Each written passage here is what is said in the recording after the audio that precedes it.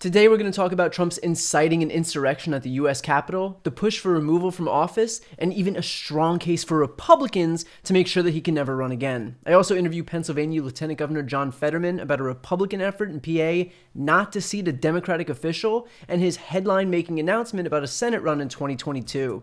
I'm Brian Tyler Cohen, and you're listening to No Lie. So I'm sure you know by now that a pro-Trump mob stormed the US Capitol this past week in an insurrection incited by Donald Trump.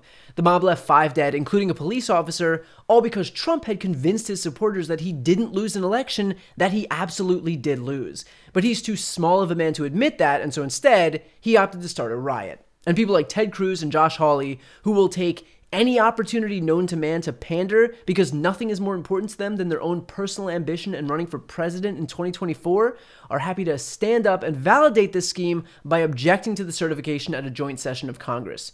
You can draw a straight line from these tactics and the rhetoric by Trump and Cruz and Hawley and the rest of their Republican enablers to the violence and chaos and death that we saw at the Capitol. And it goes without saying that anyone and everyone involved shouldn't be let within 40 miles of public office. Ted Cruz and Josh Hawley should resign without a doubt, and if they don't, they should be expelled from the Senate. But for now, I want to focus on Trump and the very real effort to remove him that's gaining a lot of traction fast. So there are 3 options for Trump's removal here. First is that Trump resigns, although I think we'd have more luck watching the sun envelop the moon tonight than seeing that happen. One option would be Pence and the majority of Trump's cabinet invoking the 25th Amendment, and the other is impeachment. The less likely is the 25th Amendment because, let's be honest, when was the last time putting our hopes in Republicans actually panned out for Democrats? Especially the Republicans left in Trump's cabinet. Like, these are the people who are still there after exploding the deficit and locking kids in cages and coddling dictators and alienating our allies and allowing a pandemic to rip through our country. They stayed. So you think those people are who we should pin our hopes on? You think those people are really going to be the ones to turn on the guy? Plus, we've got resignations from 2 cabinet members already, Betsy DeVos and Elaine Chao, and this isn't them being brave. This is them jumping ship before they have to make any uncomfortable choices.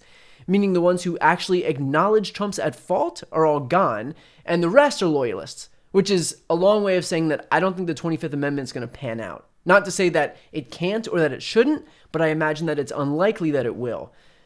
By the way, just FYI, Pence refusing to invoke the 25th means that he's too cowardly to do anything about the guy who incited a riot that wanted him murdered. Here's what the pro-Trump mob was chanting when they stormed the Capitol.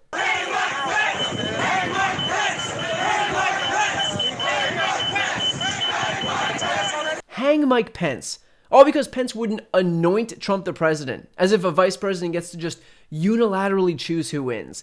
So Trump sicked a mob to go kill him, and yet still the guy's going to stay deferential to Trump. If you could explain to me how any of these people are able to stand up without a spine, I'd love to know. Which leaves us with impeachment. Again, because I know you're not going to believe this, Susan Collins, but it turns out that Trump didn't learn his lesson. And I just want to nip one thing in the bud in case Republicans want to claim, oh, the Democrats are at it again, impeaching Trump because they don't like him. No. The reason that Democrats would impeach him again is because he incited an insurrection. He didn't have to do that. He chose to do that. Impeachment isn't brought about by Democrats. It was brought about by Trump, just so we're clear about that. So the way impeachment will work is that the article of impeachment will be introduced, and as of this recording, it looks like there's only one article, incitement of insurrection. I feel like you don't necessarily need another article when you've got that one. Seems like that one should pretty much do the trick. The House would then bring a resolution to the floor for an immediate vote, and they'll need only a simple majority to pass it. And not only did Democrats control the chamber, but we've already had even Republicans come out in support of removing Trump from office. So I don't imagine that it'd be too difficult to find enough support to pass the resolution and, yet again, impeach Trump. But just impeaching him isn't enough, because only if he's convicted could that bar Trump from ever holding office again. Now, McConnell's already distributed a memo outlining how an impeachment trial would work. The earliest the trial would begin would be January 19th, which is the day before Biden takes office, meaning that, yes, you could still have an impeachment trial even though Trump's out of office. And by the way, there's precedent for that. In 1876, Secretary of War William Belknap was investigated by the House for corruption. Just minutes before the House was set to vote on his impeachment, Belknap raced to the White House and handed his resignation to President Ulysses Grant. The House went ahead and impeached him anyway, and the Senate proceeded to have a trial. A majority voted to convict, but not the two-thirds required, so he was acquitted. So all of that is to say that the first days of the Biden administration would be spent with the Senate trying Donald Trump, where two-thirds would be needed to convict him. If he's convicted, they could then vote with a simple majority to bar him from holding future federal office. Now, here's the case for impeachment. First of all, from a moral perspective, the guy incited an insurrection at the Capitol. I don't know if we need more than that. 5 people are dead, including a police officer and 4 of his own supporters. There were bombs found at the DNC and the RNC, the Capitol overtaken for the first time since the British during the War of 1812. All of this caused directly by Trump's relentless lies about the election being stolen.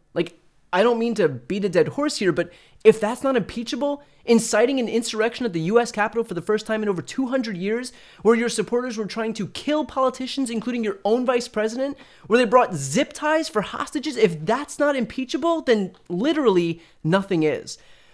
And just an added bonus, because I feel like it's something I should bring up, if Trump's convicted, he loses out on his post-presidency perks, meaning no more $219,000 pension, no more Secret Service detail, no more charging U.S. taxpayers to house the Secret Service as properties, no more health insurance, no more office space, no more staff. And look, I get that these things would have no material impact on his life, but I don't know, call me old-fashioned, I tend to not want a single dollar of my taxes going to the guy whose last act was trying to have most of the presidential line of succession murdered.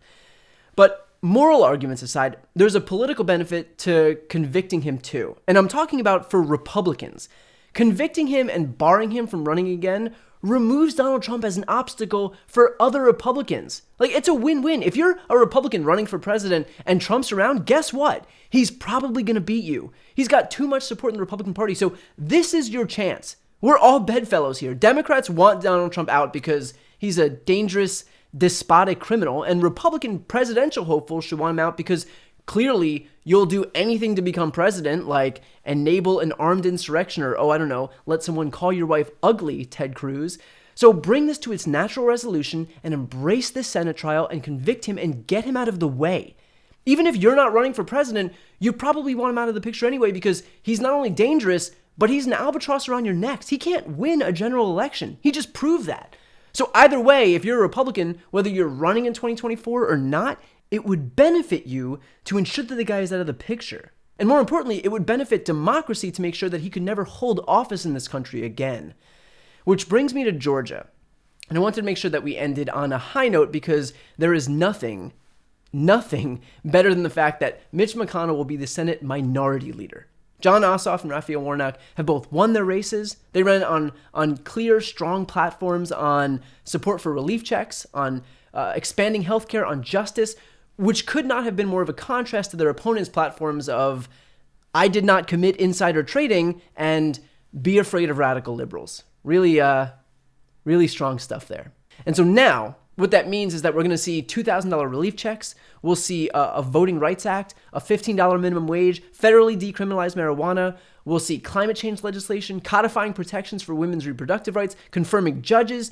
We could see statehood for DC. We'll see Biden's entire cabinet get approved without having to water down any choices to appease McConnell. He will be irrelevant, which is exactly how he belongs.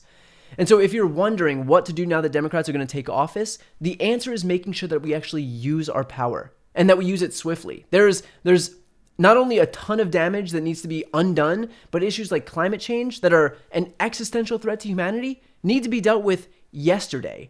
So push your Democratic representatives to move, to act as if they have a mandate, as if 81 million people just showed up to give them power. Because unified control of government is rare, but come January 20th, we'll have it.